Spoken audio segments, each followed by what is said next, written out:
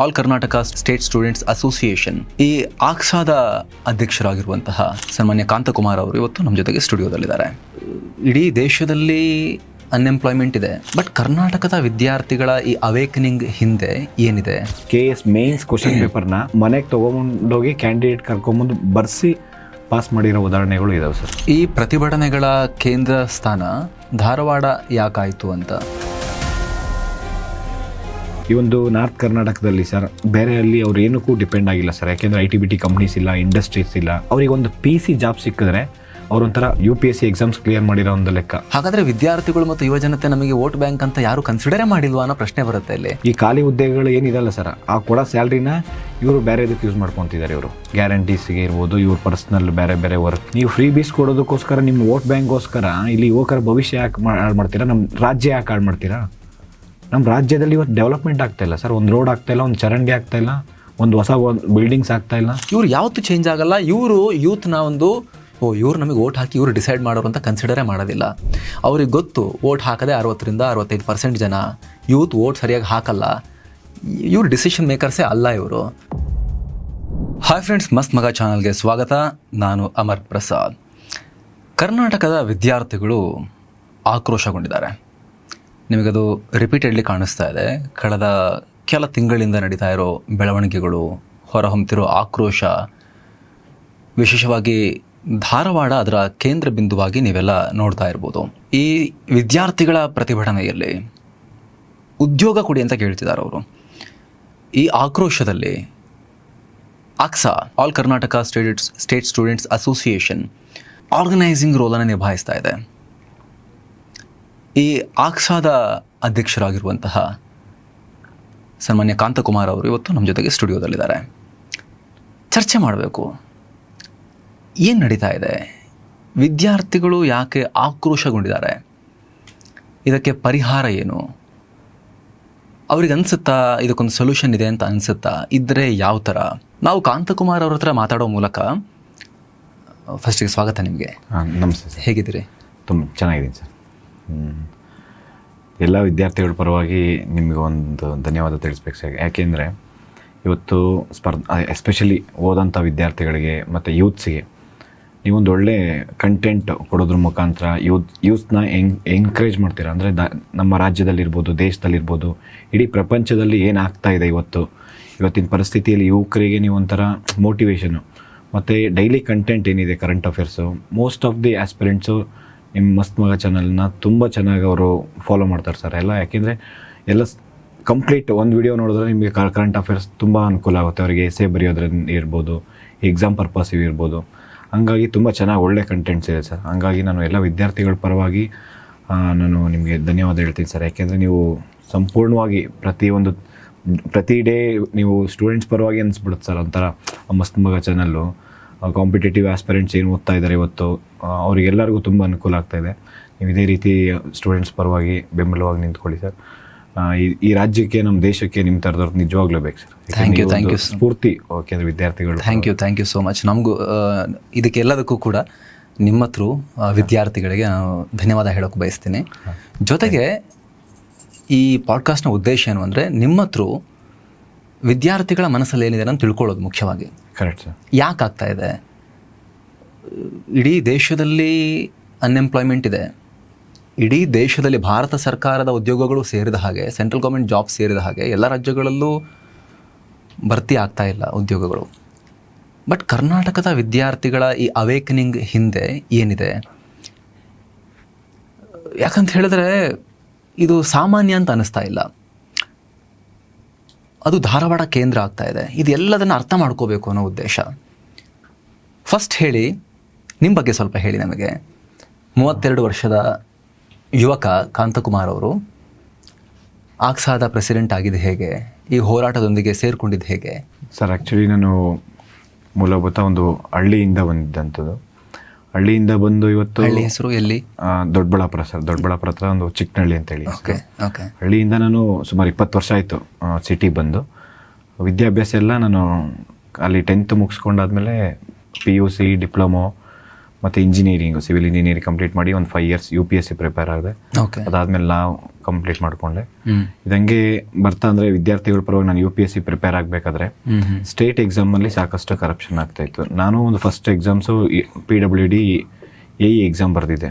First time exam ಆಯಿತು, ಅದರಲ್ಲಿ top rank, ಒಳ್ಳೆ ಸ್ಕೋರ್ ಬಂದಿತ್ತು. ಮತ್ತು ಎಕ್ಸಾಮ್ ಮಾಡಿದ್ರು ಸ್ಟೇಟ್ ಗೌರ್ಮೆಂಟು. ಅದ್ರ ಬಗ್ಗೆ ಸ್ವಲ್ಪ ಹಂಗೆ ಪ್ರಶ್ನೆ ಮಾಡ್ತಾ ಪ್ರೊಟೆಸ್ಟ್ ಮಾಡ್ತಾ ಅವಾಗ 2018-19 ನಾನು ಅಂದ್ಕೊಂಡೆ ಸ್ಟೂಡೆಂಟ್ಸ್ ಅಂದರೆ ಇಲ್ಲಿ ಎಲ್ಲ ಸ್ಟೇಟ್ ಎಕ್ಸಾಮ್ಸ್ ಆಸ್ಪಿರೆಂಟ್ಸ್ ಏನು ಎಕ್ಸಾಮ್ ಬರೀತಾರೆ ಅವರೆಲ್ಲರೂ ತುಂಬ ಸಫರ್ ಆಗ್ತಾಯಿದ್ರು. ಅಂದರೆ ಬರೀ ಕರಪ್ಷನ್ನು ಮತ್ತು OMR ಸ್ಕ್ಯಾಮು, ಬರೀ KPSC ಇದು ನೀವು ನೋಡಿರ್ಬೇಕು ಸರ್, ಎಷ್ಟು ಹಗರಣ ಇದ್ದಾವೆ. ಬರೀ ಅವ್ರಿಗೆ ಗೊತ್ತಿರೋ ಮೆಂಬರ್ಸ್ ಇರ್ಬೋದು, ಈ ಮಿನಿಸ್ಟರ್ಸ್ ಇರ್ಬೋದು, ಇವರೆಲ್ಲ ಬೇಕು ದುಡ್ಡಿರೋರಿಗೆ ಮಾತ್ರ ಹುದ್ದೆ ಸಿಗೋಂಥದ್ದು ಆಗ್ತಾಯಿತ್ತು. ಅದನ್ನೆಲ್ಲ ನಾವು ತುಂಬ ಸ್ಟೂಡೆಂಟ್ಸ್ ಇದನ್ನ ಹೆಂಗೆ ಚೇಂಜ್ ಮಾಡೋದು ಅಂತ ಹೇಳಿದಾಗ ನಾವು ಒಂದು ಆರ್ಗನೈಸ್ಡ್ ವೇಗೆ ಹೋದರೆ ಏನಾದರೂ ಮಾಡ್ಬೋದು ಅಂತ ಹೇಳ್ಬಿಟ್ಟು 2000 ಅಂದರೆ ಒಂದು 5-6 ಇಯರ್ಸಿಂದ ಸ್ಟೂಡೆಂಟ್ಸ್ ಪರವಾಗಿ ಒಂದು ಸ್ಟೂಡೆಂಟ್ಸ್ನ ಒಗ್ಗಟ್ಟು ಮಾಡೋಂಥ ಕೆಲಸ ಮಾಡ್ಕೊಂಬಂದ್ವಿ ಸರ್. ಪ್ರತಿಯೊಂದು ಹೋರಾಟದಲ್ಲೂ ಅವರಿಗೆ ನ್ಯಾಯ ಕೊಡಿಸೋಂಥ ಕೆಲಸ. PSI ಸ್ಕ್ಯಾಮ್ ಆಯಿತು, ಅದರಲ್ಲೂ ಅವಾಗಲೂ ನಾವು ಮುಂದೆ ನಿಂತ್ಕೊಂಡು ಹೋರಾಟ ಮಾಡಿದ್ವಿ. PSI ಎಕ್ಸಾಮ್ ಮಾಡಿದ್ವಿ. ಮತ್ತು ಅದನ್ನು ADGP ಅಮೃತ್ಪಾಲ್ ಅವ್ರನ್ನೇ ಜೈಲಿಗೆ ಕಳ್ಸೋಂಥ ಕೆಲಸ ಮಾಡಿದ್ವಿ. ಅದರಲ್ಲಿ ಸುಮಾರು 113 ಜನ ಕಲ್ಪ್ರೆಂಟ್ ಇದ್ದರು. ಅವರಿಗೆಲ್ಲ ಶಿಕ್ಷೆಯಾಗಿ ಆಗೋಂಥ ಕೆಲಸ ಮಾಡಿದ್ವಿ. ಮತ್ತು ಎಕ್ಸಾಮ್ ಆಗಿ ಈಗ ಜೆನ್ಯೂನ್ 947 ಜನ PSI ಸೆಲೆಕ್ಟ್ ಆಗೋ ಥರ ಹೋರಾಟ ಮಾಡಿದ್ವಿ. ಅಂದರೆ ಒಬ್ಬ ಬಡವ ಪ್ರಾಮಾಣಿಕವಾಗಿ ಓದ್ತಾ ಇರೋಂಥವ್ರಿಗೆ ಜಾಬ್ ಸಿಗಬೇಕು ಅನ್ನೋದು ನನ್ನ ಮೂಲ ಉದ್ದೇಶ ಸರ್. ಓಕೆ. ಈಗ ಸರ್ಕಾರಿ ಕೆಲಸ ಪ್ರಾಮಾಣಿಕವ್ರಿಗೆ ಸಿಕ್ಕಿದ್ರೆ ಕರಪ್ಷನ್ ನಿಲ್ಲುತ್ತೆ. ಮತ್ತು ಇಲ್ಲಿ ಸಾರ್ವಜನಿಕರಿಗೆ ತೊಂದರೆ ಆಗಲ್ಲ ಸರ್. ದುಡ್ಡಿದ್ರೆ ಮಾತ್ರ ಅವನಿಗೆ ಕೆಲಸ ಆಗಬೇಕಂತ ಇಲ್ಲ. ಈಗ ದುಡ್ಡು ಕೊಟ್ಬಿಟ್ಟು ಬಂದರೆ 50 ಲಕ್ಷ 1 ಕೋಟಿ, ಅವನೇನು ಎಕ್ಸ್ಪೆಕ್ಟ್ ಮಾಡ್ತಾನೆ ಅಂದರೆ ಒಂದು ಆಫೀಸಲ್ಲಿ ಅವನು ಒಂದು ಆ್ಯಟಿಟ್ಯೂಡ್ ತೋರಿಸ್ತಾನೆ. ಮತ್ತು ಜನಸಾಮಾನ್ಯರ ಬಗ್ಗೆ ಅವ್ನು ಕುತ್ಕೊಂಡು 5 ನಿಮಿಷ ಕಷ್ಟ ಸುಖ ಕೇಳಲ್ಲ. ಓಕೆ. ಅದೇ ದುಡ್ಡು ಕೊಡ್ದಿರ ಬಂದರೆ 5 ನಿಮಿಷ ಅಲ್ಲ ಸರ್, ಅವನೊಂದು ಅರ್ಧ ಗಂಟೆ ಅವನ ಸಮಸ್ಯೆ ಬಗೆಹರಿಸೋ ತನಕ ಅವನು ಮೋಟಿವೇಟೇಷನ್ ಒಂದು ಪ್ರಾಮಾಣಿಕವಾಗಿ ಓದ್ಕೊಂಬಂದಾಗ ಅವನಿಗೆ ದುಡ್ಡಿಗೆ ಎಕ್ಸ್ಪೆಕ್ಟೇಷನ್ ಮಾಡಲ್ಲ ಸರ್. ದುಡ್ಡು ಕೊಡ್ದಿರ ಬಂದರೆ ಅವ್ನು ಬರೀ ಸ್ಯಾಲ್ರಿನೇ ಸಾಕೋರು. 1 ಲಕ್ಷ ಸ್ಯಾಲ್ರಿ ಬರುತ್ತೆ ಫಾರ್ ಎಕ್ಸಾಂಪಲ್, ಒಂದು PSI ಆಯ್ತು ಅಂತಂದರೆ 1 ಲಕ್ಷ ಸಾಕಲ್ಲ ಸರ್. 4 ಫ್ಯಾಮಿಲಿ ಲೀಡ್ ಮಾಡ್ಬೋದು ಬೇಕಾದ್ರೆ ಅವನ್ನ ಹೇಳ್ಬೇಕಂದ್ರೆ. ಅವ್ರಿಗೆ ಕುಟುಂಬದಲ್ಲಿ ಇನ್ನೂ 4 ಫ್ಯಾಮಿಲಿ ಜೊತೆ ಅವ್ರು ಇರೋ ಎಂಟೈರ್ ಫ್ಯಾಮಿಲಿಗೆಲ್ಲ ಎಲ್ಪ್ ಮಾಡ್ತಾ ಇನ್ನು ಸಾಕಷ್ಟು ಜನಕ್ಕೆ ಬಡವರಿಗೆ ಅವ್ನು ಹೆಲ್ಪ್ ಮಾಡ್ಬೋದು ಪ್ರಾಮಾಣಿಕವಾಗಿ ಓದ್ಕೊಂಬಂದ್ರೆ. ಅಂದರೆ ಪ್ರಾಮಾಣಿಕವಾಗಿ ಒಂದು ಕೆಲಸ ತೊಗೊಂಡ್ರೆ. ಇಲ್ಲ ಅಂತಂದರೆ ಅದು ರಿಕವರ್ ಮಾಡಿ ಅವನಿಗೆ ಸಾಲ ತೀರಿಸಿ ಅವ್ನು ಬಡ್ಡಿ ತೊಗೊಂಡಿರ್ತಾನೆ ಸರ್. ಜಮೀನು ಮಾರಿರ್ತಾರೆ, ಜಮೀನು ಅಡ ಇಟ್ಟಿರ್ತಾರೆ.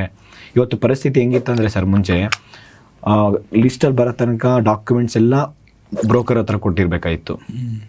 ಬ್ರೋಕರ್ ಹತ್ರ ಕೊಟ್ಟು ಜಮೀನೆಲ್ಲ ಒತ್ತೆ ಇಟ್ಟು ಅರ್ಧ ದುಡ್ಡು ಕೊಡಬೇಕಾಯಿತು. ಲಿಸ್ಟಲ್ಲಿ ಏನಾದ್ರು ಬಂದಿದ್ದೀನಿ ಡಾಕ್ಯುಮೆಂಟ್ ವೆರಿಫಿಕೇಷನ್ ಹೋಗಬೇಕು ಅಂದರೆ ವಾಪಸ್ ಡಾಕ್ಯುಮೆಂಟ್ಸ್ ಈಸ್ಕೊಬೇಕಂತಂದರೆ ನನಗೆ ಫುಲ್ ಅಮೌಂಟ್ ಸೆಟಲ್ ಮಾಡಬೇಕಾಯಿತು. ಆ ಒಂದು ಪರಿಸ್ಥಿತಿ ಎಷ್ಟೋ ನೋಡಿದ್ದೀನಿ ಸರ್ ಈ ಥರ ಹಗರಣ. ಮತ್ತು KS ಮೇನ್ಸ್ ಕ್ವಶನ್ ಪೇಪರ್ನ mains question with answer paper ಮನೆಗೆ ತೊಗೊಂಡೋಗಿ ಕ್ಯಾಂಡಿಡೇಟ್ ಕರ್ಕೊಂಬಂದು ಬರ್ಸಿ ಪಾಸ್ ಮಾಡಿರೋ ಉದಾಹರಣೆಗಳು ಇದಾವೆ ಸರ್. ಓಕೆ. ಈಗ ಹಿಂಗೆಲ್ಲ ಇದ್ದಾಗ ನಾವು ಅದನ್ನು ಏನಾದರೂ ಒಂದು ಚೇಂಜಸ್ ಮಾಡಬೇಕು ಅಂತ ಹೇಳ್ಬಿಟ್ಟು ಪ್ರತಿಯೊಂದು ಡಿಸ್ಟಿಕ್ಕು ಪ್ರತಿಯೊಂದು ಇಶ್ಯೂಸು ನಾವು ಮುಂದೆ ನಿಂತ್ಕೊಂಡು ಹೋರಾಟ ಮಾಡಿದಾಗ ವಿದ್ಯಾರ್ಥಿಗಳ ಒಂದು ಟ್ರಸ್ಟು ಅಂದರೆ ನಂಬಿಕೆ ಸರ್, ಅಷ್ಟೇ, ಇನ್ನೇನಿಲ್ಲ, ಬೇರೆ ಇನ್ನೇನಿಲ್ಲ. ವಿದ್ಯಾರ್ಥಿಗಳನ್ನ ಒಗ್ಗಟ್ಟು ಮಾಡಿ ಈಗ ಒಂದು ನಮ್ಮ ರಾಜ್ಯದಲ್ಲಿ ಏನು ಕರಪ್ಷನ್ ಆಗ್ತಾ ಇದೆ, ಮತ್ತು ಏನು ಡಿಲೇ ರೆಕ್ರೂಟ್ಮೆಂಟು, ನೇಮಕಾತಿ ಆಗ್ತಾ ಇಲ್ಲ, ಇವರೇನು ಮಾತು ಕೊಟ್ಟಿದ್ದಾರೆ, ಯಾವುದೇ ಮೇಲೆ ಇರ್ಬೋದು ಮಿನಿಸ್ಟರು, ಅಧಿಕಾರಿಗಳು, ಸರ್ಕಾರ, ಅದನ್ನು ನಾವು ಪ್ರಶ್ನೆ ಮಾಡೋಂಥ ಒಂದು ಮನಸ್ಥಿತಿನ ಎಲ್ಲರಿಗೂ ನಾವು ಮೂಡಿಸಿದ್ದೀವಿ ಸರ್. ಅಂದರೆ ಇಲ್ಲಿ ಒಂದು ಕ್ಲಿಯರಾಗಿ ಎಲ್ಲರೂ ಅರ್ಥ ಮಾಡ್ಕೋಬೇಕಾಗಿರೋದು ಏನು ಅಂದರೆ, ಇವರು ಹೇಳ್ತಿರೋದು ನಾನು ಅರ್ಥ ಮಾಡ್ಕೊಂಡಿರೋ ಪ್ರಕಾರ ಎಲ್ರಿಗೂ ಗೌರ್ಮೆಂಟ್ ಜಾಬ್ ಸಿಗಬೇಕು ಅಂತಲ್ಲ, ಇರೋ ಗೌರ್ಮೆಂಟ್ ಜಾಬ್ನ ಫಿಲ್ ಮಾಡಿ, ಖಾಲಿ ಇರೋದನ್ನು ಅದನ್ನು ನಿಯತ್ತಲ್ಲಿ ಫಿಲ್ ಮಾಡಿ ಭ್ರಷ್ಟಾಚಾರ ರಹಿತವಾಗಿ ಆ ರಿಕ್ರೂಟ್ಮೆಂಟ್ ಆಗಬೇಕು ಅನ್ನೋದು ನಿಮ್ಮ ಕರೆಕ್ಟ್ ಆಗ್ರಹ, ಮತ್ತು ಎಲ್ಲ ವಿದ್ಯಾರ್ಥಿಗಳ ಆಗ್ರಹ ಕೂಡ ಅದೇ. Yes sir. ಈಗ ಒಂದು ರಿಫಾರ್ಮ್ ಅಂತ ಆದರೆ ಸರ್, ಒಂದು ಸಿಸ್ಟಮ್ ರಿಫಾರ್ಮ್ ಆದರೆ ಎಲ್ರಿಗೂ ಸರ್ಕಾರಿ ಜಾಬ್ ಸಿಗೋಕ್ಕಾಗಲ್ಲ ಸರ್. ಈಗ UPSC ಎಕ್ಸಾಮ್ ಬರೀತಾರೆ, ಸುಮಾರು 10ರಿಂದ 12 ಲಕ್ಷ ಜನ ಅಪ್ಲಿಕೇಶನ್ ಹಾಕ್ತಾರೆ, ಎಲ್ರಿಗೂ ಜಾಬ್ ಸಿಗಲ್ಲ, ಬರೀ 1,000 ಜನ ಸರ್, 0.001%. ಅವರೆಲ್ಲರೂ ಅದೇ ಎಕ್ಸಾಮ್ಸ್ಗೆ ಅಂತ ಡಿಪೆಂಡ್ ಆಗಿರಲ್ಲ. 1, 2, 3, 4, 5 ಅಟೆಂಪ್ಟ್ಸ್ ಇರುತ್ತೆ, ಕೊಡ್ತಾರೆ, ಬೇರೆ ಎಕ್ಸಾಮ್ಸ್ಗೆ ಹೋಗ್ಬೋದು. ಇಲ್ಲಿ 5 ವರ್ಷಕ್ಕೆ ಒಂದೇ ಒಂದು ನೋಟಿಫಿಕೇಶನ್ ಆಗಿಲ್ಲ ಅಂತಂದ್ರೆ, ಫಾರ್ ಎಕ್ಸಾಂಪಲ್ 2020 ನೋಟಿಫಿಕೇಶನ್ ಆಗಿದ್ದು PSI, 5 ವರ್ಷದಿಂದ 6 ವರ್ಷ ಆಯ್ತು ಸರ್. ಈಗ 6 ವರ್ಷದಿಂದ ಎಷ್ಟು ಜನ ಔಟ್ಪುಟ್ ಆಗಿದ್ದಾರೆ? ಈಗ KS 5 ವರ್ಷಕ್ಕೊಂದ್ಸತಿ 10 ವರ್ಷಕ್ಕೊಂದ್ಸತಿ ನೋಟಿಫಿಕೇಶನ್ ಆದರೆ ಕೆಲವರಿಗೆ ಅವಕಾಶನೇ ಸಿಗಲ್ಲ ಸರ್. ಯಾವುದೇ ಒಂದು ಆಸ್ಪಿರೆಂಟ್ಸ್ ಇಲ್ಲಿ ಬಂದಾಗ ಅಟ್ಲೀಸ್ಟ್ ಅವನು ಪ್ರಾಮಾಣಿಕವಾಗಿ ಓದ್ಕೊಂಡು ಅಟೆಂಪ್ಟ್ಸ್ ಕೊಟ್ಟು ಪ್ರತಿ ವರ್ಷ ಎಕ್ಸಾಮ್ ಆದರೆ, ಈ ವರ್ಷ ಆಗಿಲ್ಲ ಅಂದರೆ ನೆಕ್ಸ್ಟ್ ಇಯರ್ ನಾನು ಸರ್ಕಾರಕ್ಕೆ ಡಿಮ್ಯಾಂಡ್ ಆಗೋದು ಎವ್ರಿ ಇಯರ್ ವೇಕೆನ್ಸ್ ಕ್ರಿಯೇಟ್ ಆಗುತ್ತೆ ಸರ್. ಅದನ್ನ ನೀವು ಎವ್ರಿ ಇಯರ್ ನೋಟಿಫಿಕೇಶನ್ ಮಾಡಿ ಪ್ರತಿಯೊಂದು ಇಲಾಖೆ. ಬಾಕಿ ಇಟ್ಕೋಬೇಡಿ ಲಕ್ಷ ಬೇಡ ಸರ್. ಈಗ 50,000 ಆಗಲಿ 1 ವರ್ಷ ಫಿಲ್ ಮಾಡ್ತೀರಾ, ಪ್ರತಿಯೊಂದು ಇಲಾಖೆಯಲ್ಲಿ 43 ಇಲಾಖೆ ಇದೆ, ಇಷ್ಟು ವೇಕೆನ್ಸಿ ಇದೆ, ಅದು 50 ಇರಲಿ 500 ಇರಲಿ 5,000 ಇರಲಿ ಸರ್. ಒಂದು ನೋಟಿಫಿಕೇಷನ್ ಪ್ರತಿ ಇಂಥ ದಿನ ನೋಟಿಫಿಕೇಷನ್ಸ್, ಇಂಥ ದಿನ ಎಕ್ಸಾಮ್ಸು, ಇಂಥ ದಿನ ನಿಮಗೆ ಆರ್ಡರ್ ಕಾಪಿ ಕೊಡ್ತೀವಿ ಅಂತ ಒಂದು ನೋಟಿಫಿಕೇಷನ್ ಪ್ರತಿ ಈವೆಂಟ್ ಆಫ್ ಕ್ಯಾಲೆಂಡರ್ ಮೇಂಟೈನ್ ಮಾಡಿದ್ರೆ ಸಮಸ್ಯೆನೇ ಇರಲ್ಲ ಸರ್. ಓಕೆ, ನೆಕ್ಸ್ಟ್, ಈ ಪ್ರತಿಭಟನೆಗಳ ಕೇಂದ್ರ ಸ್ಥಾನ ಧಾರವಾಡ ಯಾಕಾಯಿತು ಅಂತ? ಯಾಕಂದರೆ ಶಕ್ತಿ ಕೇಂದ್ರ ಬೆಂಗಳೂರಲ್ಲಿದೆ, ವಿಧಾನಸೌಧ, ಅಲ್ಲೇ ಯಾಕೆ ಆಗ್ತಾ ಇದೆ ಗೊತ್ತು, ಅಲ್ಲಿ ಓದಕ್ಕೆ ತುಂಬ ಜನ ವಿದ್ಯಾರ್ಥಿಗಳು ಹೋಗ್ತಾರೆ ಅಂತ. ಅದ್ರ ಬಗ್ಗೆ ಸ್ವಲ್ಪ ನಮಗೆ ಅರ್ಥ ಮಾಡಿಸ್ಬೋದಾ ಸರ್? ಈಗ ಧಾರವಾಡ ಒಂದು ವಿದ್ಯಾಕಾಶಿ ಸರ್ ಒಂದು, ಮತ್ತು ಇದು ಸ್ಟೂಡೆಂಟ್ ಫ್ರೆಂಡ್ಲಿ ಇರೋದ್ರಿಂದ, ಫಾರ್ ಎಕ್ಸಾಂಪಲ್ ಇನ್ನೂ ಸ್ಟೂಡೆಂಟ್ ಇದು ಬಿಜಾಪುರದಲ್ಲೂ ಒಂದು ಸ್ವಲ್ಪ ಮಟ್ಟಕ್ಕೆ, ಅಂದರೆ ಅದರಲ್ಲಿ ಒಂದು 40% ಸ್ಟೂಡೆಂಟ್ಸ್ ಬಿಜಾಪುರದಲ್ಲೂ ಇದ್ದಾರೆ ಸರ್, ಬೆಂಗಳೂರಲ್ಲೂ ಇದ್ದಾರೆ. ಬೆಂಗಳೂರಲ್ಲಿ ನಮಗೆ ಚಂದ್ರಾಲಯ ಒಟ್ಟು ವಿಜಯನಗರದಲ್ಲಿ ಏನಾದರೂ ನಮಗೆ ಹೋರಾಟಕ್ಕೆ ಪರ್ಮಿಷನ್ ಸಿಕ್ಕಿದ್ರೆ ಫುಲ್, ಅಂದರೆ ಇಲ್ಲಿ ಬೆಂಗಳೂರಲ್ಲಿ ನಾವು ಫ್ರೀಡಮ್ ಪಾರ್ಕಲ್ಲೂ ಅಷ್ಟೇ ಸರ್, ತುಂಬ ರಿಸ್ಟ್ರಿಕ್ಷನ್ ಮಾಡ್ತಾರೆ. ಇಲ್ಲಿ ನಮಗೇನಾದರೂ ಒಂದು 50,000 ಜನ ಪರ್ಮಿಷನ್ಸ್ ಕೊಟ್ಟರೆ ಫ್ರೀಡಮ್ ಪಾರ್ಕಲ್ಲಿ ಆರಾಮಾಗಿ 50,000 ಜನ ಅಲ್ಲ ಸರ್, 1,00,000 ಜನ ಬೇಕಾದ್ರೆ ನಾವು ಇಲ್ಲಿ ಫ್ರೀಡಮ್ ಪಾರ್ಕ್ಗೆ ಧಾರವಾಡ ಬೀದರಿಂದ ಬರ್ತಾರೆ ಸರ್, ವಿದ್ಯಾರ್ಥಿಗಳು ಬರ್ತಾರೆ. ಮತ್ತು ಧಾರವಾಡದಲ್ಲಿ ನಮಗೆ ಅಂದರೆ ವಿದ್ಯಾಕಾಶಿ ಅನ್ನೋದು ಒಂದು ಸರ್, ಮತ್ತು ಸುತ್ತಮುತ್ತ ಎಲ್ಲ ಎಂಟೈರ್ ಡಿಸ್ಟಿಕ್ಕು, ಈ ಒಂದು ನಾರ್ತ್ ಕರ್ನಾಟಕದಲ್ಲಿ ಸರ್, ಈಗ ಫಾರ್ ಎಕ್ಸಾಂಪಲ್ಲು ಕಲಬುರಗಿ, ಬೀದರ್, ರಾಯಚೂರು, ಬಳ್ಳಾರಿ, ಈ ಒಂದು ಭಾಗದಲ್ಲಿ ಬೇರೆ ಅಲ್ಲಿ ಅವ್ರು ಏನಕ್ಕೂ ಡಿಪೆಂಡ್ ಆಗಿಲ್ಲ ಸರ್. ಯಾಕೆಂದರೆ IT-BT ಕಂಪ್ನೀಸ್ ಇಲ್ಲ, ಇಂಡಸ್ಟ್ರೀಸ್ ಇಲ್ಲ, ಪ್ಯೂರ್ಲಿ ಗೌರ್ಮೆಂಟ್ ಜಾಬ್ ಸರ್. ಅವ್ರಿಗೆ ಒಂದು PC ಜಾಬ್ ಸಿಕ್ಕಿದ್ರೆ ಅವರೊಂಥರ IPS ಜಾಬ್, ಅಂದರೆ UPSC ಎಕ್ಸಾಮ್ಸ್ ಕ್ಲಿಯರ್ ಮಾಡಿರೋ ಒಂದು ಲೆಕ್ಕ, IAS ಇಲ್ಲ IPS ಆಗಿದ್ದೀನಿ ಅನ್ನೋ ಥರ ಇರುತ್ತೆ, ಫೀಲ್ ಆಗಿರುತ್ತೆ ಸರ್. ಅಂದರೆ ಅಷ್ಟು ಒಂದು PC ಹುದ್ದೆಗೆ, ಪೊಲೀಸ್ ಕಾನ್ಸ್ಟೇಬಲ್ಗೆ ಅಷ್ಟು ಪ್ರಿಫರೆನ್ಸ್ ಕೊಡ್ತಾರಲ್ಲಿ. ಹಂಗಾಗಿ ಪ್ರತಿಯೊಬ್ಬರೂ ಅಲ್ಲಿ ಎಂಟೈರ್ ಒಂದು 4 ಫ್ಯಾಮಿಲಿ ಇದೆ ಅಂದರೆ 4ರಲ್ಲಿ ಒಂದು ಫ್ಯಾಮಿಲಿಯಲ್ಲಾದರೂ ಒಂದು ಸ್ಟೂಡೆಂಟ್ಸ್, ಪ್ರತಿಯೊಂದು ಫ್ಯಾಮಿಲಿಯಲ್ಲೂ ಒಬ್ಬ ಸ್ಟೂಡೆಂಟ್ಸ್ ಆದರೂ ಓದಕ್ಕೆ ಟ್ರೈ ಮಾಡ್ತಾರೆ ಸರ್. ಅದು ಕಾಂಪಿಟೇಟಿವ್ ಎಕ್ಸಾಮ್ಸ್ಗೆ ಮೆಜಾರಿಟಿ ಸರ್. ಮೊನ್ನೆ ನಾನು ಜೇವರ್ಗೆ ಹೋಗಿದ್ದೆ, ಸಿಂದಗಿ ಹೋಗಿದ್ದೆ, ಸುಮಾರು ಒಂದು 5,000 ಜನ ಒಂದೇ ತಾಲೂಕಲ್ಲಿ 5,000 to 10,000 ಜನ ಆಸ್ಪಿರೆಂಟ್ಸ್ ಇದ್ದಾರೆ ಸರ್, ಒಂದೇ ತಾಲೂಕಲ್ಲಿ ಸರ್, ಡಿಸ್ಟಿಕಲ್ಲಲ್ಲ ಸರ್, ತಾಲೂಕಲ್ಲಿ.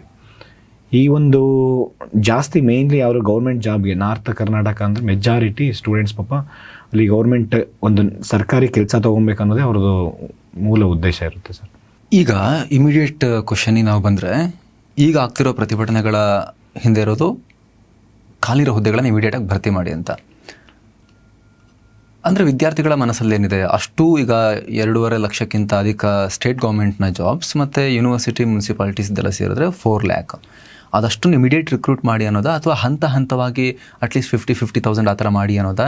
ಏನು ನಿಮ್ಮ ಮತ್ತು ಸರ್ಕಾರದ ನಡುವೆ, ಅಂದರೆ ವಿದ್ಯಾರ್ಥಿಗಳು ಮತ್ತು ಸರ್ಕಾರದ ನಡುವೆ ಏನಾದರೂ ಡೆಲಿಬ್ರೇಷನ್ಸ್, ಮಾತುಕತೆ ನಡೀತಾ ಇದೆಯಾ? ಕರೆದು ಕೇಳ್ತಿದ್ದಾರೆ ಅಟ್ಲೀಸ್ಟ್ ನಿಮಗೆ ಏನು ಬೇಕು ಅಂತ ಅವರು? ಸರ್ ಆ್ಯಕ್ಚುಲಿ ಅವರು ಕರೆದು ಕೇಳಲಿಲ್ಲ ಸರ್. ಈಗ ನಾವು ಧಾರವಾಡದಲ್ಲಿ ಸೆಪ್ಟೆಂಬರ್ 25ಕ್ಕೆ ಒಂದು ಹೋರಾಟ, DC ಲೆಟರ್ ಕೊಡಿ ಅಷ್ಟೇನಾ? ಅಲ್ಲಿ DC ಕೊಟ್ಟಿದ್ದೀವಿ ಸರ್, ಅದು ಹೇಳ್ತೀನಿ ಸರ್. DC ಲೆಟರ್ ಕೊಟ್ಟರೆ ಅವ್ರು ಏನು ಮಾಡಿದಾರಂತ, ಅದು ನಾವು ಧಾರವಾಡದಲ್ಲಿ ಪ್ರೊಟೆಸ್ಟ್ ಮಾಡಬೇಕಾದ್ರೆ ಅದು ಸೆಪ್ಟೆಂಬರ್ 25th ಸರ್. DC ಮನವಿ ಕೊಟ್ಟರೆ ಅದನ್ನು ಅಲ್ಲಿರೋ FD SD ಹೇಳಿದ್ದಾರೆ ಸರ್, ಡಸ್ಟ್ಬಿನ್ಗೆ ಹಾಕಿದ್ದಾರೆ ಅಂತ. ಅಂದರೆ ನಾವೊಂದು ಅಷ್ಟು ದೊಡ್ಡ ಮಟ್ಟಕ್ಕೆ ಹೋರಾಟ ಮಾಡಿ ಒಂದು ಮನವಿ ಕೊಟ್ಟಿದ್ದೀವಿ ಅಂತಂದರೆ ಅದೆಲ್ಲ ಸಮಸ್ಯೆಗಳನ್ನ ಬಗೆಹರಿಸಬೇಕಾಗಿರೋಂಥದ್ದು ಒಬ್ಬರು DC ಅವ್ರು ಸರ್. ಒಂದು ಡಿಸ್ಟಿಕ್ ಫಸ್ಟ್ ಸಿಟಿಸನ್ ಅಂದರೆ DC ಅಂತ ಬರ್ತಾರೆ, ಅವ್ರಿಗೆ ಮನವಿ ಇಸ್ಕೊಂಡು ಅಲ್ಲೇ ಬಂದು ಮನವಿ ಇಸ್ಕೊಂಡು ಹೋದರೆ ಅಲ್ಲಿ ನೋಡಿದ್ರೆ ಅದು ಡಸ್ಟ್ಬಿನ್ಗೆ ಹಾಕಿದ್ದಾರೆ ಅಂತ ಕೇಳ್ಪಟ್ಟೆ ಸರ್. ಬಟ್ ನಾವು ಧಾರವಾಡದಲ್ಲೂ ಹೋರಾಟ ಮಾಡಿದ್ವಿ, ಬಿಜಾಪುರದಲ್ಲೂ ಹೋರಾಟ ಮಾಡಿದ್ವಿ, ಬೆಂಗಳೂರಲ್ಲೂ ಹೋರಾಟ ಮಾಡಿದ್ವಿ ಸರ್.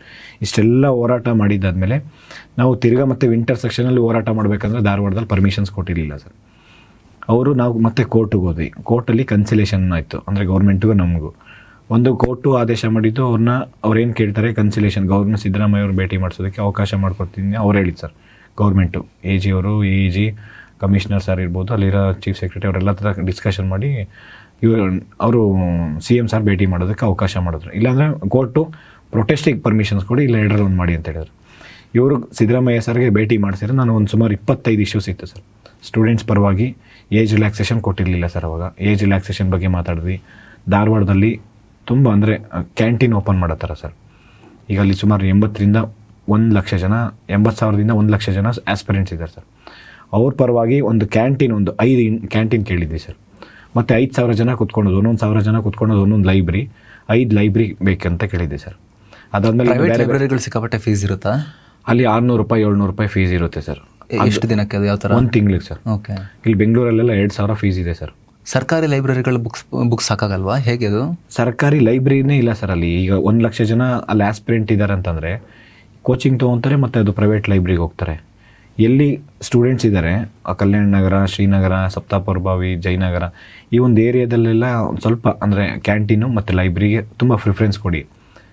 ಸರ್ಕಾರಕ್ಕೆ ಒಂದು ಬೇಸಿಕ್ ಲೈಬ್ರರಿ ಮಾಡ್ಕೊಳಕ್ಕೂ ಆಗಲ್ವಾ? ಬುಕ್ಸ್ ಕೊಡಕ್ಕಾಗಲ್ವಾ ಸರ್? ಎಲ್ಲರಿಗೂ ಸಪರೇಟ್ ಪ್ರೈವೇಟ್ ಬುಕ್ಸ್ ಕೊಡೋದು, ಲೈಬ್ರರಿ ಮಾಡಿ ಬುಕ್ಸ್ ಇಡಕ್ಕಾಗೋದಿಲ್ವಾ ಗೌರ್ಮೆಂಟ್? ಸರ್, ಕಲಬುರಗಿ ನಾನು ಒಂದು ಲೈಬ್ರರಿ ವಿಸಿಟ್ ಮಾಡಿದ್ದೆ, ಗೌರ್ಮೆಂಟ್ ಲೈಬ್ರರಿ. ಅಲ್ಲಿ ನೀರು ಕುಡಿಯೋ ನೀರು ಸರ್, ನೀವು ನ್ಯೂಸ್ ಪೇಪರ್ ಮ್ಯಾಗ್ಝಿನ್ ಬಿಡಿ ಸರ್, ಅಷ್ಟೇ ಕುಡಿಯೋ ನೀರಿಗೆ ಬಾಟಲ್ ಇಟ್ಕೊಂಡು ಒಬ್ಬ ಮನುಷ್ಯನ ಅಲ್ಲೇ ಕುಂಡಿಸಿದಾರಂತೆ. ನೀರು ಕುಡಿದ್ಬಿಟ್ಟು ಅಲ್ಲೇ ಇಟ್ಬಿಟ್ಟು ವಾಪಸ್ ಹೋಗ್ಬೇಕು, ಮತ್ತು ನೀರು ಇಟ್ಕೊಂಡು ಹೋಗಂಗಿಲ್ಲ ಸರ್. ಬಾಟ್ಲಲ್ಲಿ ನೀರು ಬೇಕು ಅಂದರೆ ಅಲ್ಲೇ ಬಂದು ಕುಡಿದು ಅಲ್ಲೇ ಬಾಟ್ಲ್ ಇಡಬೇಕು. ನಾನು ಹೋಗಿ ಆ ಬಾಟಲ್ ಅಂದರೆ ಅಲ್ಲಿ ಆನ್ ಸ್ಪಾಟ್ ಸರ್. ಈಗಲಿಂದ ಅದು ಆ ರೆಸ್ಟ್ರಿಕ್ಷನ್ನು. ಮತ್ತು ವೈಫೈ ಇರಲ್ಲ ಸರ್, ಮ್ಯಾಗ್ಝಿನ್ಸ್ ಇರಲ್ಲ, ನ್ಯೂಸ್ ಪೇಪರ್ ಇರಲ್ಲ. ಖರ್ಚಾಗುತ್ತೆ, ಭಾಳ ಖರ್ಚಾಗುತ್ತಾ? ಗ್ಯಾರಂಟಿಗೆ ಆದಷ್ಟು ಖರ್ಚಾಗಲ್ವಲ್ಲ ಇದಕ್ಕೆ? 5,000 ಖರ್ಚಾಗಲ್ಲ ಸರ್ ಒಂದು ಲೈಬ್ರರಿಗೆ, ಗೌರ್ಮೆಂಟ್ ಲೈಬ್ರರಿಗೆ. ಒಂದು ತಿಂಗಳಿಗೆ ನಾವು ಮನೆಗೆ ನ್ಯೂಸ್ ಪೇಪರ್ ಹಾಕ್ಸ್ಕೊಂಡ್ರೆ ಈಗ 500 ರೂಪಾಯಲ್ಲಿ 300 ರೂಪಾಯಿ ಇರುತ್ತೆ ಸರ್. ಒಂದ್ಸಲಿ ಪುಸ್ತಕ ತಂದಿಟ್ರೆ ಆಯ್ತು, ಆಮೇಲೆ ಲೇಟೆಸ್ಟ್ ಬುಕ್ಸ್ ಇದ್ರೆ ಅದನ್ನ ಸರ್ ಮ್ಯಾಗ್ಝಿನ್ಸು ಪೇಪರ್ ಎಲ್ಲ ತೊಗೊಂಡ್ರು ನಮಗೆ ನಮ್ಮ ಮನೇಲಿ ತೊಗೊಂಡ್ರೆ 500 ರೂಪಾಯಿ ಆಗುತ್ತೆ ಅಂತ ಅಂದ್ಕೊಳ್ಳಿ ಸರ್. ಒಂದು ಸೆಟ್ಟಿಗೆ 10 ಸೆಟ್ ಆದರೆ 5,000 ರೂಪಾಯಿ ಆಯ್ತು ಅಲ್ಲಿ ನ್ಯೂಸ್ ಪೇಪರ್ಗೆ.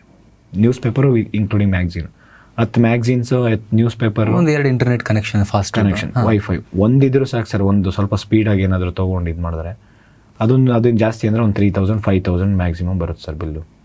ಎಲ್ಲ ಹುಡುಗರು ಅದನ್ನೇ ಡಿಪೆಂಡ್ ಆಗಲ್ಲ. ಇವರು ಎಲ್ಲರ ಹತ್ರ ಫೋನ್ ಇರುತ್ತೆ, ಎಲ್ಲರ ಹತ್ರ ಇಂಟರ್ನೆಟ್ ಇದೆ, ಅದನ್ನೂ ಮಾಡ್ತಾ ಇಲ್ಲ ಅಂತಂದರೆ ಇದು ನಾವು ತುಂಬ ಬೇಜಾರಾಗುತ್ತೆ ಸರ್. ಯಾಕೆ ಈಗ ಸರ್ಕಾರಗಳು ವೋಟ್ ಎಲ್ಲಿ ಬೀಳುತ್ತೆ ಅಲ್ಲಿ ತಲೆ ಕೆಡಿಸ್ಕೊತಾರೆ, ಕೂಡಲೇ ಓಡೋಗ್ತಾರಲ್ವಾ? ಹಾಗಾದರೆ ವಿದ್ಯಾರ್ಥಿಗಳು ಮತ್ತು ಯುವಜನತೆ ನಮಗೆ ವೋಟ್ ಬ್ಯಾಂಕ್ ಅಂತ ಯಾರು ಕನ್ಸಿಡರೇ ಮಾಡಿಲ್ವಾ ಅನ್ನೋ ಪ್ರಶ್ನೆ ಬರುತ್ತೆ ಇಲ್ಲಿ. ಗ್ಯಾರಂಟಿಗೆ 50,000-60,000 ಕೋಟಿ ರೂಪಾಯಿ ಖರ್ಚಾಗುತ್ತಲ್ವಾ? 50 to 55, 60,000 crore ವರ್ಷ ಇನ್ಕ್ರೀಸ್ ಆಗ್ತಾನೆ ಹೋಗೋದಲ್ವಾ ಅದು? ಹೌದು ಸರ್. ಇದಕ್ಕೆ ನಾವು ಕ್ಯಾಲ್ಕುಲೇಟ್ ಮಾಡಿ ನೋಡಿದಾಗ, ನಿನ್ನೆ ಮೊನ್ನೆ ಎಲ್ಲ ನಾವು ಬರ್ತಿರೋ ರಿಪೋರ್ಟ್ಸ್ ಕೂಡ ನೋಡಿದಾಗ 5,000 ಮ್ಯಾಕ್ಸಿಮಮ್ 10,000 crore ಖರ್ಚಾಗ್ಬೋದು ಅಂತ ರಿಕ್ರೂಟ್ಮೆಂಟ್ ಮಾಡಿದ್ರೆ. ಅಷ್ಟು ಯಾರು ಕೇಳ್ತಿದ್ದಾರೆ? ಅಟ್ಲೀಸ್ಟ್ ಒಂದು 55,000 ಮಾಡ್ತೀವಿ ಅಂತಲೂ ಹೇಳಿದ್ರೆ ಭಾಳ ಏನು ಖರ್ಚಾಗಲ್ವಲ್ಲ? ಯಾಕೆ, ಏನು ಪ್ರಾಬ್ಲಮ್ ಏನು ಅಂತ? ಸರ್ ಇಲ್ಲಿ 5,000 ಕೋಟಿ 10,000 ಕೋಟಿಯಲ್ಲಿ ಅಷ್ಟು ಖರ್ಚಾಗಲ್ಲ ಸರ್ ಹೇಳ್ಬೇಕಂತಂದರೆ.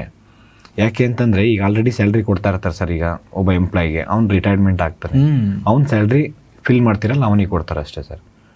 ಅದ್ರಲ್ಲಿ ಖರ್ಚು 5,000-10,000 ಕೋಟಿ ಸಮಸ್ಯೆನೇ ಇಲ್ಲ ಸರ್. ಈಗ ಖಾಲಿ ಇರೋ ಹುದ್ದೆ ಹೊಸದಾಗಿ ಕ್ರಿಯೇಟ್ ಮಾಡ್ತಾ ಇಲ್ಲ ಇವರು. ಖಾಲಿ ಇರೋ ಹುದ್ದೆಗಳನ್ನ ಫಿಲ್ ಮಾಡಿದ್ರೆ ಈ ಖಾಲಿ ಹುದ್ದೆಗಳು ಏನಿದಲ್ಲ ಸರ್, ಆ ಕೊಡೋ ಸ್ಯಾಲ್ರಿನ ಇವರು ಬೇರೆದಕ್ಕೆ ಯೂಸ್ ಮಾಡ್ಕೊತಿದ್ದಾರೆ. ಇವರು ಗ್ಯಾರಂಟೀಸ್ಗೆ ಇರ್ಬೋದು, ಇವ್ರ ಪರ್ಸ್ನಲ್ ಬೇರೆ ಬೇರೆ ವರ್ಕಿಗೆ.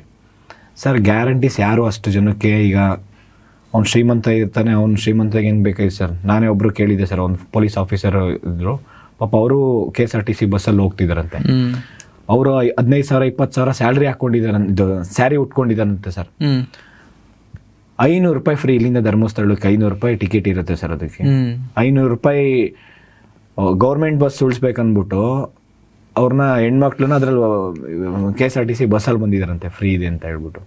ಅಂದರೆ ಶ್ರೀಮಂತರಿಗೂ ಇಲ್ಲಿ ಯೋಚನೆ ಮಾಡಿ ಸರ್, ಯಾರಿಗೆ ನೀಡಿದೆ.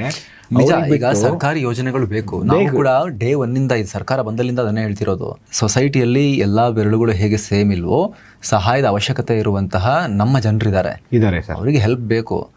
ಅದು ಬಿಟ್ಟು ನೀವು ಸ್ವ್ಯಾಗಲ್ಲಿ ಅವನ ಹೆಂಡ್ತಿಗೂ ಫ್ರೀ, ಇವನ ಹೆಂಡ್ತಿಗೂ ಫ್ರೀ, ಎಲ್ಲರಿಗೂ ಫ್ರೀ ಅಂತ ಹೇಳಿದ್ರೆ ಅದು ಓಟಿಗೆ ವರ್ಕ್ ಆಗ್ಬೋದು ಸರ್. ಇನ್ನೊಂದು, ಎಂತ ಬಡವ ಆಗಿದ್ರು ಸ್ವಾಭಿಮಾನ ಅನ್ನೋದಿದ್ರೆ ಅವ್ನು ಈ ಥರದಕ್ಕೆಲ್ಲ ಕೈ ಅಡ್ಡೋದೇ ಇಲ್ಲ ಸರ್. ಫ್ರೀ ಬೀಸ್ ಏನಂತ ಏನಿದೆಯಲ್ಲ ಸರ್, ಅವ್ನು ಕೈ ಅಡ್ಡೋದೇ ಇಲ್ಲ. ಇವ್ರು ಜನರು ಸ್ವಾಭಿಮಾನವನ್ನ ನಾಶ ಮಾಡ್ತಿದ್ದಾರೆ. ಇವರು ಮಾಡ್ತಿದ್ದಾರೆ ಸರ್. ಇದು ಸ್ವಾಭಿಮಾನ ಕಳೆದು ಬದುಕೋ ರೀತಿ ಎನ್ಕರೇಜ್ ಮಾಡ್ತಿದ್ದಾರೆ. ಹೌದು ಸರ್. ಈಗ ಫಾರ್ ಎಕ್ಸಾಂಪಲ್, ಈಗ ಅವನಿಗೆ ಅವನಿಗೆ ಯಾವುದೋ ಒಂದು ಎಥಿಕ್ಸ್, ಮೊರಾಲಿಟಿ ಅನ್ನೋದು ಇರುತ್ತೆ. ಅದು ಸೊಸೈಟಿಲಿ ಒಂದು ರೆಸ್ಪೆಕ್ಟ್ ಇರುತ್ತೆ. ಆ ರೆಸ್ಪೆಕ್ಟ್ ಬಿಟ್ಟು ಹೋಗ್ಬೇಕಾಗುತ್ತೆ. ಇವು ಆ ರೀತಿ ಆ ಸಮಸ್ಯೆಗೆ ತೊಗೊಂಬಂದು ಇಟ್ಟಿದ್ದಾರೆ ಸರ್ಕಾರ. ನೀವೇ ಯೋಚನೆ ಮಾಡಿ ಸರ್. ಈಗ ಫ್ರೀ ಕೊಟ್ಟಾಗ 1-2 ಸತಿ ಅವನು ಓಕೆ ಬೇಡ ಅಂತ ಹೇಳ್ಬೋದು.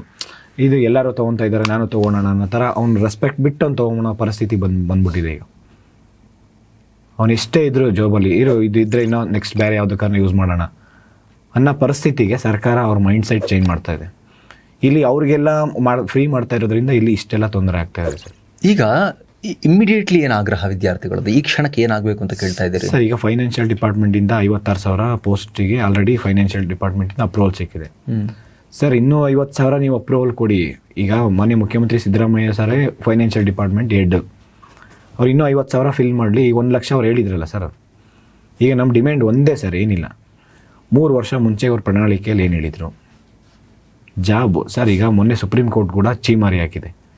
ನೀವು ಇರೋ ವೇಕೆನ್ಸಿ ಫಿಲ್ ಮಾಡಿ, ಎಂಪ್ಲಾಯ್ಮೆಂಟ್ ಕ್ರಿಯೇಟ್ ಮಾಡಿ, ಫ್ರೀ ಬೀಸ್ ಬಂದ್ ಮಾಡಿ. ಫ್ರೀ ಬೀಸ್ ಯಾರೂ ಕೇಳಲಿಲ್ಲ.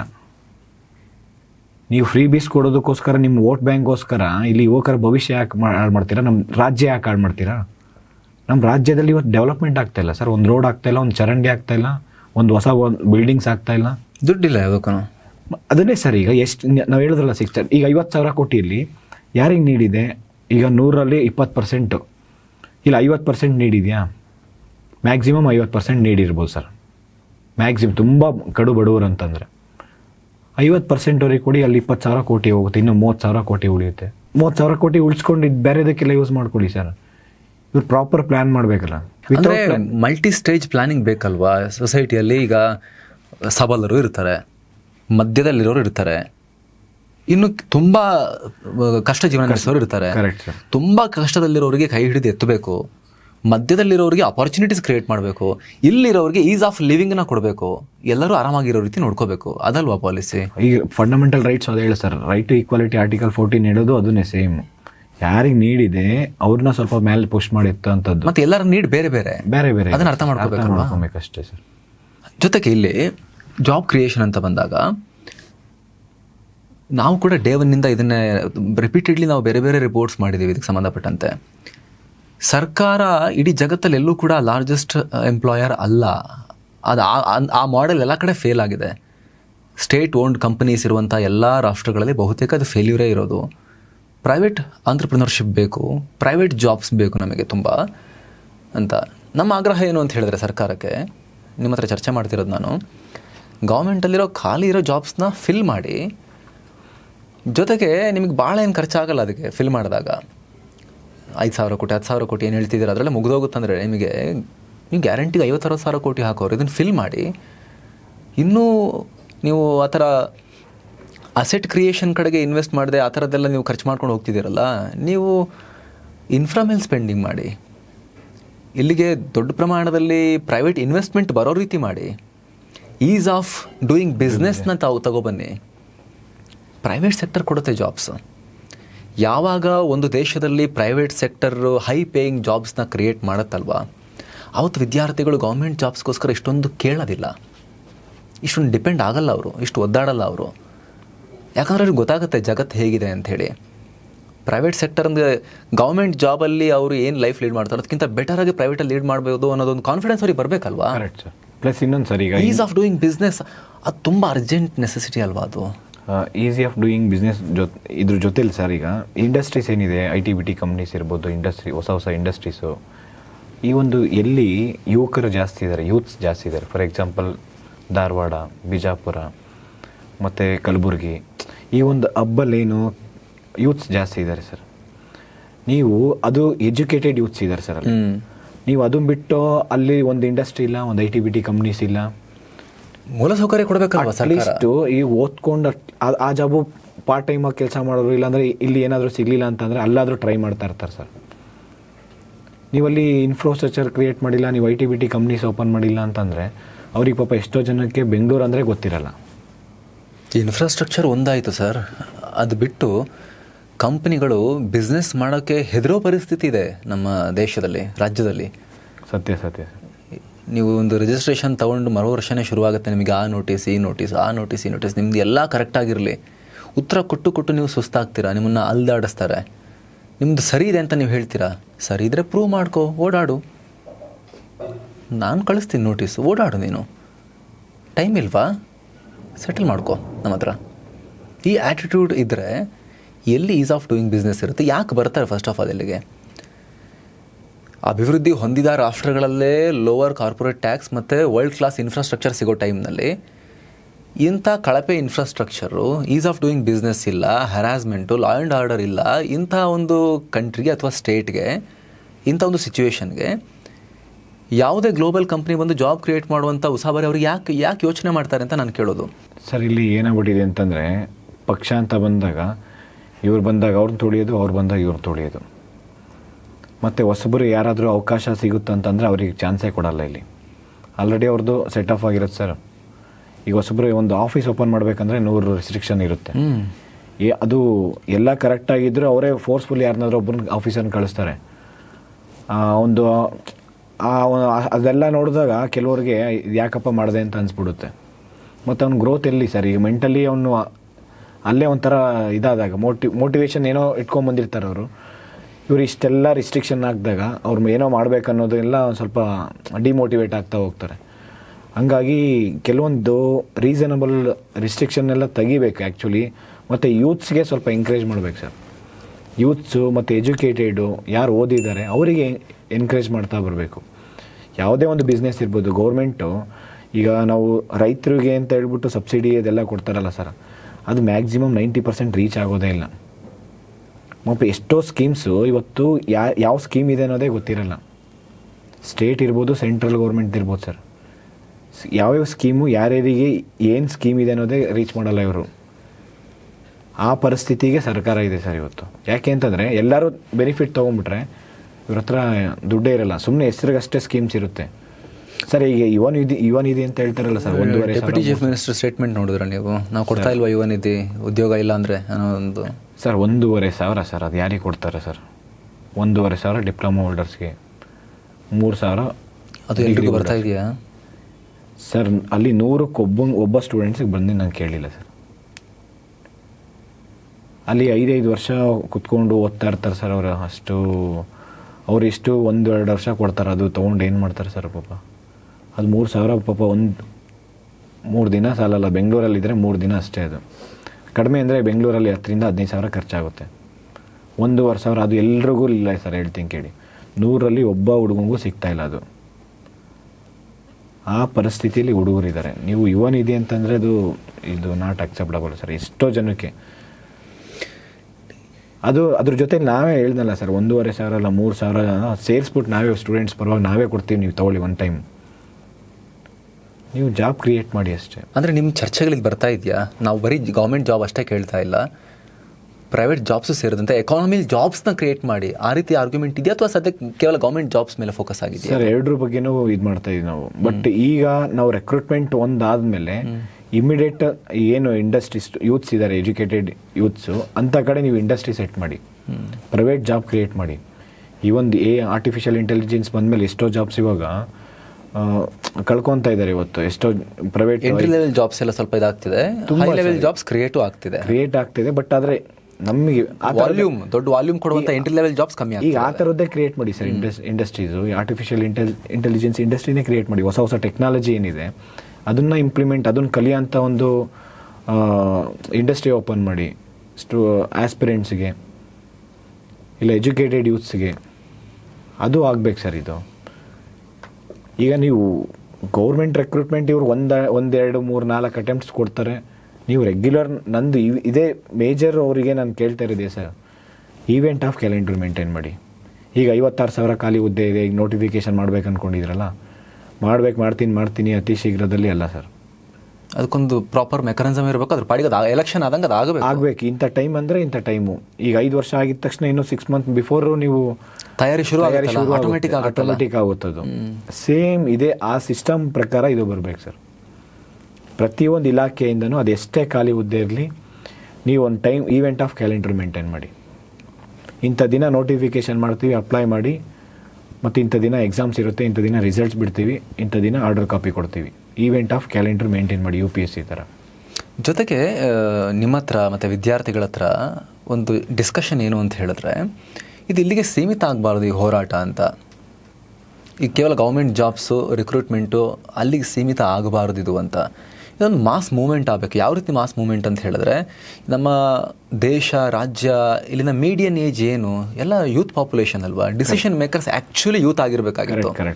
28, 30, 35 ಒಳಗಡೆ ಮೆಜಾರಿಟಿ ಪಾಪ್ಯುಲೇಷನ್ ಬಂದುಬಿಡುತ್ತೆ. ಈಗ ನಮ್ಮ ಇಂಡಿಯಾದಲ್ಲಿ 15ರಿಂದ 35 ವರ್ಷದ ಏನು ಗ್ಯಾಪ್ ಇದ್ದಾರೆ ಸರ್, ಮೋರ್ ದೆನ್ 65% ಪಾಪ್ಯುಲೇಷನ್ ಅಲ್ವಾ. ಇವ್ರು ಡಿಸಿಷನ್ ಮೇಕರ್ಸ್ ಆಗಬೇಕು. ಯಾವ ಥರ ಅಂತ ಹೇಳಿದ್ರೆ, ಯಾವ ಥರ ಆಂದೋಲನ ನಡಿಬೇಕು ಅಥವಾ ಒಂದು ಅವೇರ್ನೆಸ್ ಮೂಡಬೇಕು ಅಂತ ಹೇಳಿದ್ರೆ, ಜಾತಿ, ಧರ್ಮ, ನಮ್ಮ ಲೀಡ್ರು, ನಮ್ಮ ಜಾತಿಯವನು ಅನ್ನೋದೆಲ್ಲ ನೋಡಿಕೊಂಡು ದುಡ್ಡಿಸ್ಕೊಂಡು ಓಟು ಹಾಕೋದ್ರ ಬದಲಿಗೆ ಎಂಪ್ಲಾಯ್ಮೆಂಟ್ ರೇಟ್ ಏನಿದೆ, ಎಷ್ಟು ಜಾಬ್ಸ್ ಕ್ರಿಯೇಟ್ ಮಾಡಿದ್ರಿ ನೀವು, ಓವರಾಲ್ ಎಕಾನಮಿಯಲ್ಲಿ ಎಷ್ಟು ಜಾಬ್ಸ್ ಕ್ರಿಯೇಟ್ ಮಾಡಿದ್ರಿ, ಅನ್ಎಂಪ್ಲಾಯ್ಮೆಂಟ್ ರೇಟ್ ಎಷ್ಟಿದೆ, ನೀವು ಬರ್ತಾ 7% ಇತ್ತಾ, 5 ತಂದ್ರ, 2 ತಂದ್ರ, ಅದು ಪ್ಯಾರಾಮೀಟ್ರ್ ಆಗಬೇಕು ಅಂತ. ಆ ಮೈಂಡ್ಸೆಟ್ ನಮ್ಮ ಯೂತ್ಗೆ ನಮಗೆ ಬರದೆ ಇವ್ರು ಯಾವತ್ತೂ ಚೇಂಜ್ ಆಗಲ್ಲ. ಇವರು ಯೂತ್ನ ಒಂದು ಇವ್ರು ನಮಗೆ ಓಟ್ ಹಾಕಿ ಇವರು ಡಿಸೈಡ್ ಮಾಡೋರು ಅಂತ ಕನ್ಸಿಡರೇ ಮಾಡೋದಿಲ್ಲ. ಅವ್ರಿಗೆ ಗೊತ್ತು ಓಟ್ ಹಾಕದೆ 60-65% ಜನ ಯೂತ್ ಓಟ್ ಸರಿಯಾಗಿ ಹಾಕಲ್ಲ. ಇವ್ರು ಡಿಸಿಷನ್ ಮೇಕರ್ಸೇ ಅಲ್ಲ ಇವರು. ನಮ್ಮ ಕಾನ್ಸ್ಟಿಟ್ಯೂನ್ಸಿ ಬೇರೆ ಇದೆ, ಅವರು ನಾವು ಕೇಟರ್ ಮಾಡ್ಕೊಂಡು ಇರ್ತೀವಿ ಅಂತ ಸುಮ್ಮನಿರ್ತಾರೆ ಇವರು. ಆ ಯೂತ್ಸ್ ಅನ್ನೋದೇನಿದೆ ಸರ್, ಎಜುಕೇಟೆಡ್ ಯೂತ್ಸು, ಅವರು ಮನ್ಸು ಮಾಡಿದ್ರೆ ಏನು ಬೇಕಾದ್ರೂ ಮಾಡ್ಬೋದು. ಈಗ ಒಬ್ಬ 4 ಜನ ಅಲ್ಲ ಸರ್, 40 ಜನ ಚೇಂಜ್ ಮಾಡೋಂಥ ಕೆಪಾಸಿಟಿ ಅವನಿಗಿರುತ್ತೆ.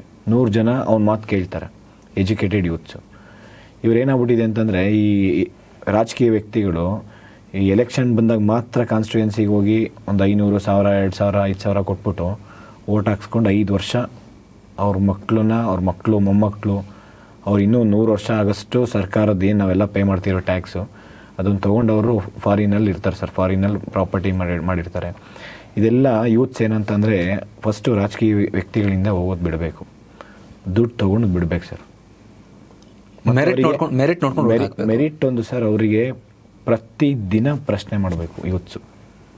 ಆ ಒಂದು ಕಾನ್ಸ್ಟಿಟ್ಯೂನ್ಸಿಯಲ್ಲಿ MLA ಇರಲಿ, ಮೆಂಬರ್ಸ್ ಇರಲಿ, MLC ಇರಲಿ, ಕಾರ್ಪೊರೇಟು, ZP ಮೆಂಬರ್ ಇರಲಿ, TP ಮೆಂಬರ್ ಯಾರೇ ಇರಲಿ ಸರ್, ಅವರಿಗೆ ಇಲ್ಲಿ ಒಂದು ಸಮಸ್ಯೆ ಇದೆ, ಇದನ್ನು ನೀವು ಪ್ರಶ್ನೆ ಮಾಡಬೇಕು.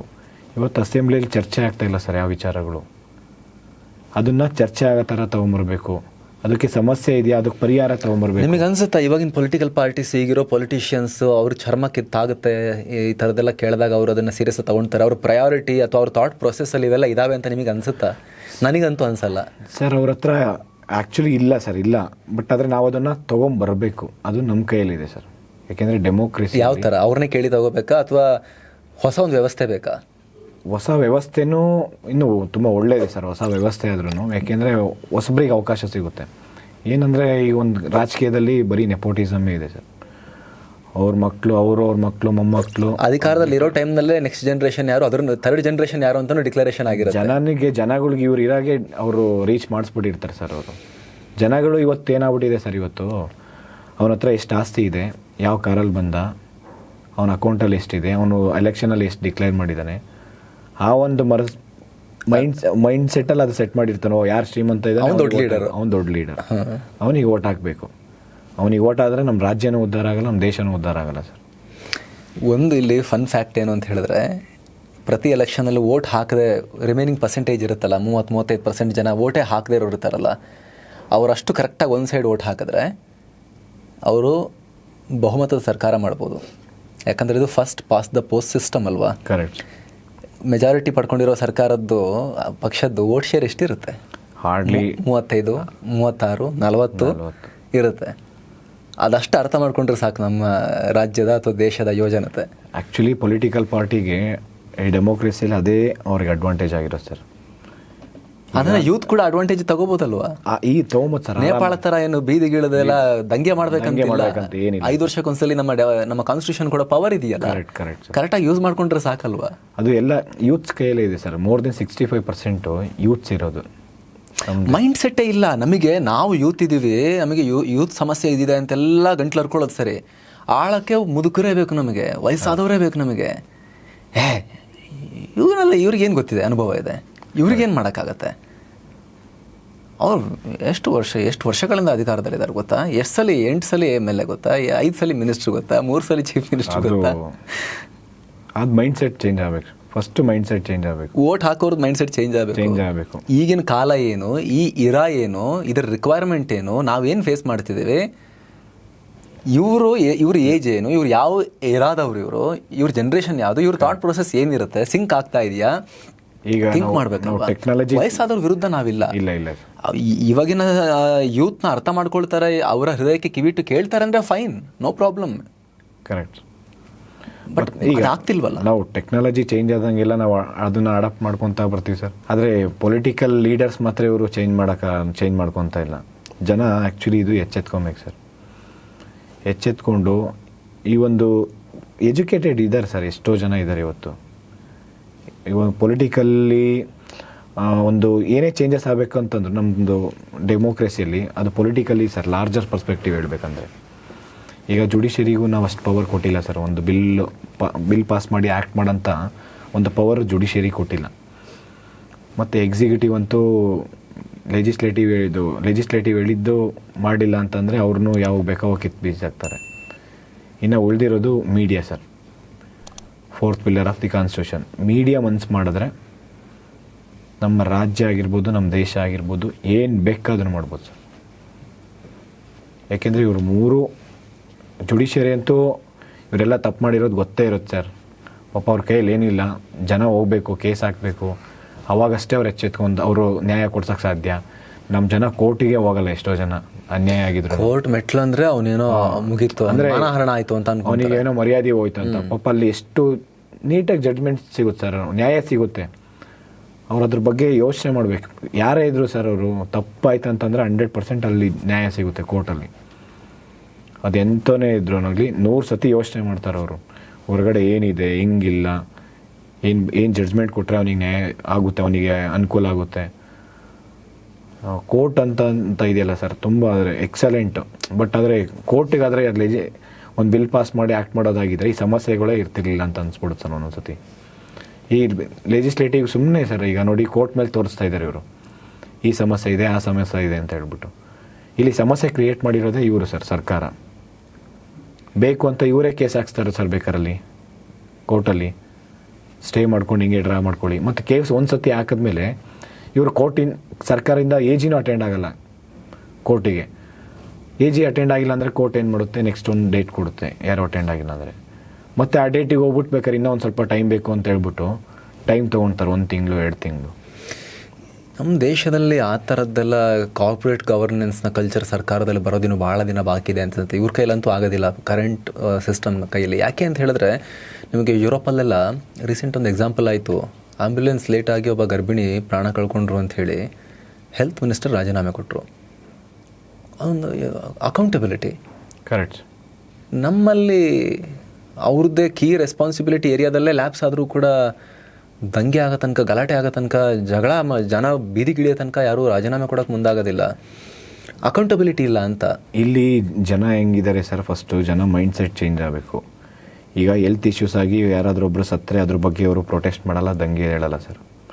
ಎಜುಕೇಷನಲ್ಲಿ ಯಾರಿಗೊಬ್ಬನಿಗೆ ಎಜುಕೇಷನ್ ಮಾಡಬೇಕು, ಅವನಿಗೆ ಲೋನ್ ಸಿಗ್ತಾ ಇಲ್ಲ, ಇಲ್ಲ ಅವನ ಹತ್ರ ಅವನಿಗೊಂದು ಅಡ್ಮಿಷನ್ ಸಿಗ್ತಾ ಇಲ್ಲ, ಅದಕ್ಕೆ ಜನ ದಂಗೆ ಹೇಳಲ್ಲ ಸರ್. ಒಬ್ಬನಿಗೆ ಊಟ ಇಲ್ಲ, ಅಲ್ಲೆಲ್ಲ ಸಫರ್ ಆಗ್ತಾ ಇದ್ದಾರೆ, ಅವ್ನು ಸಾಯ್ತಾ ಇದ್ದಾನೆ ಊಟ ಇಲ್ದಿರ, ಅವನಿಗೊಂದು ಜಾಬ್ ಇಲ್ಲ, ಜಾಬ್ ಸಿಗ್ತಾ ಇಲ್ಲ ಅವನಿಗೆ, ಅದಕ್ಕೆ ದಂಗೆ ಹೇಳಲ್ಲ ಸರ್. ಇಲ್ಲಿ ದಂಗೆ ಹೇಳೋದು ಯಾವುದಕ್ಕೆ ಅಂತಂದರೆ, ದಂಗೆ ಅಂದರೆ ಪ್ರತಿಭಟನೆ. ನೇಪಾಳದ ಜೆನ್ಸಿ ದಂಗೆ ಅಲ್ಲ, ಆ ದಂಗೆ ಅಲ್ಲ, ಪ್ರತಿಭಟನೆ. ಫಾರ್ ಎಕ್ಸಾಂಪಲ್ ಪ್ರೊಟೆಸ್ಟ್ ಮಾಡೋ ಅಂಥದ್ದು, ಇಲ್ಲ ಪ್ರಶ್ನೆ ಮಾಡೋ ಅಂಥದ್ದು, ಇಲ್ಲ ನ್ಯೂಸ್ ಮಾಡೋ ಅಂಥದ್ದು, ಅದೆಲ್ಲ ಜನಗಳ ಮೇಲೆ ಬಿಟ್ಟಿರೋದು. ಅವ್ರು ಯಾವುದಕ್ಕೆ ಮಾಡ್ತಾರೆ ಅಂತಂದರೆ, ಕ್ಯಾಸ್ಟು, ಅವನು ಅದೇನೋ ಅವ್ನು ಇವನಿಗೆ ಬೈದ, ಇವನು ಅವನಿಗೆ ಬೈದ. ಇವತ್ತು ಒಬ್ಬ PC PSI ಆಗಬೇಕು, ಇಲ್ಲಿ AC ತಹಸೀಲ್ದಾರ್ ಆಗಬೇಕು ಅನ್ನೋನು ಇವತ್ತು ಗಿಗ್ ವರ್ಕರ್ಸ್ ಆಗಿ ಮನೆಗೆ Zomato, Swiggy, Ola, Uber driver ಆಗಿ ಮನೆಗೆ ತರಕಾರಿ ಕೊಡೋಂಥ ಕೆಲಸ ಮಾಡೋಂಥ ಪರಿಸ್ಥಿತಿ ಬಂದಿದೆ ಸರ್. ನನಗನ್ಸುತ್ತೆ ಏನು ಗೊತ್ತಾ, ಈಗ ಇಷ್ಟು ದೊಡ್ಡ ಯೂತ್ ಇರುವಂಥ ಈ ದೇಶದಲ್ಲಿ ನಿರುದ್ಯೋಗ ಸಮಸ್ಯೆನ ನಂಬರ್ 1 ಪ್ರಾಬ್ಲಮ್ ಆ್ಯಕ್ಚುಲಿ. ಅದೇನಾದರೂ KPSCಯಲ್ಲಿ ಇಂಪ್ಲಿಮೆಂಟ್ ಮಾಡಿದ್ರು ಅಂತ ಅಂದ್ಕೊಳ್ಳಿ ಸರ್, ಏನು ಕಷ್ಟ ಮಾಡೋಕ್ಕೆ? ಕರಪ್ಷನ್ ಮಾಡೋಕ್ಕಾಗಲ್ಲ ಸರ್.